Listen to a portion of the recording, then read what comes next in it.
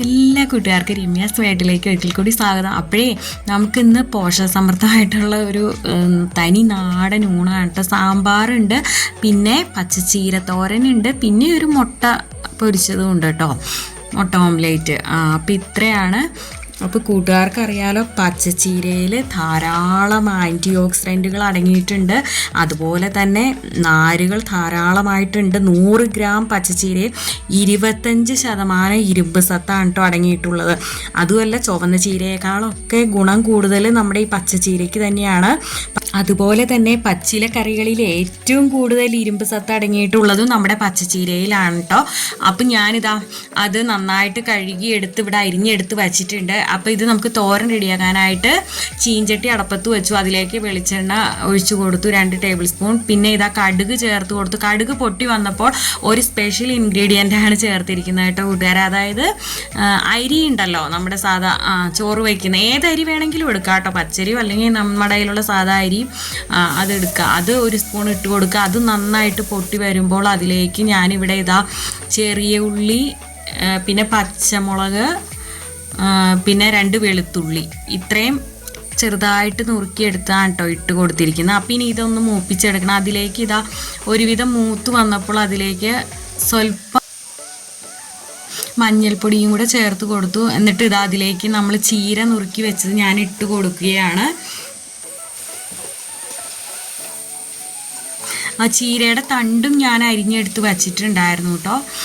അപ്പോൾ അതും ഞാൻ ഇതിലേക്ക് ചേർത്ത് കൊടുക്കുന്നുണ്ട്. പിന്നെ ഒരു സവാളയുടെ പകുതി ചെറുതായിട്ട് നുറുക്കിയതും ഞാൻ ഇതിൻ്റെ ഒപ്പം ചേർത്തിട്ടുണ്ടായിരുന്നു കേട്ടോ കൂട്ടുകാരെ. എന്നിട്ട് നമുക്കിതൊന്ന് മൂടി വെച്ച് വേവിച്ചെടുക്കാം. അപ്പം ഞാൻ സ്വല്പം വെള്ളം തളിച്ച് കൊടുത്തു. എന്താണെന്ന് വെച്ചാൽ ചീരയുടെ തണ്ട് കുറച്ചധികം ഉണ്ടായിരുന്നു. അപ്പോൾ അതുകൊണ്ടാണ്. ഇല്ലെങ്കിൽ ഒട്ടും വെള്ളമൊന്നും ചേർക്കേണ്ട ആവശ്യമില്ല. തളിച്ച് കൊടുത്തേ ഉള്ളൂ, വെള്ളം അങ്ങനെ ഒഴിച്ച് കൊടുത്തില്ല. സ്വല്പം ഉപ്പും ചേർത്ത് കൊടുത്തിട്ടുണ്ട്. ഒരു നുള്ളു മഞ്ഞൾപ്പൊടിയും കൂടെ ചേർത്ത് കൊടുത്തിട്ടുണ്ടായിരുന്നു കേട്ടോ. എന്നിട്ട് നമുക്ക് അടച്ച് വെച്ച് വേവിക്കാം. ഇടയ്ക്കൊന്ന് തുറന്ന് നമുക്ക് ഇളക്കിയിട്ട് കൊടുത്താൽ മതി. പിന്നെ ലാസ്റ്റ് സ്വല്പം തേങ്ങ ചിരുവേതും കൂടെ ചേർത്ത് കൊടുത്തിട്ടു. അപ്പോൾ ഇത് ഏറ്റവും എളുപ്പത്തിൽ ഉണ്ടാക്കുന്ന രീതിയാണ് കേട്ടോ ഞാൻ കാണിച്ചത്.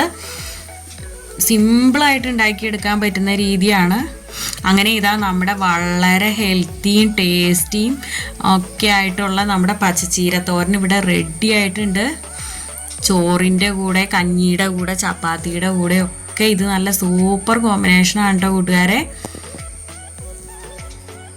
നമ്മൾ ആഴ്ചയിൽ ഒരു 2 ദിവസമെങ്കിലും നിർബന്ധമായിട്ടും ഇലക്കറികൾ കഴിക്കേണ്ടത് വളരെ ആവശ്യമാണ് കേട്ടോ. ഇത് നിർബന്ധമായിട്ടും കഴിക്കേണ്ടതാണ്. ഇരുമ്പൊക്കെ ധാരാളമായിട്ട് അടങ്ങിയിട്ടുള്ളത് കൊണ്ട് തന്നെ കുട്ടികളുടെയൊക്കെ ഭക്ഷണത്തിൽ നിർബന്ധമായിട്ടും നമ്മൾ ഇലക്കറികൾ ഉൾപ്പെടുത്തണം. അപ്പോൾ എൻ്റെ ഈ വീഡിയോ എല്ലാ കൂട്ടുകാർക്കും ഇഷ്ടപ്പെട്ടു എന്ന് വിചാരിക്കുന്നു കേട്ടോ. ഇഷ്ടപ്പെട്ടാൽ നിങ്ങളുടെ ഫ്രണ്ട്സിന് ഫാമിലിക്കും ഒക്കെ ഒന്ന് ഷെയർ ചെയ്യേണ്ട കൂട്ടുകാരെ.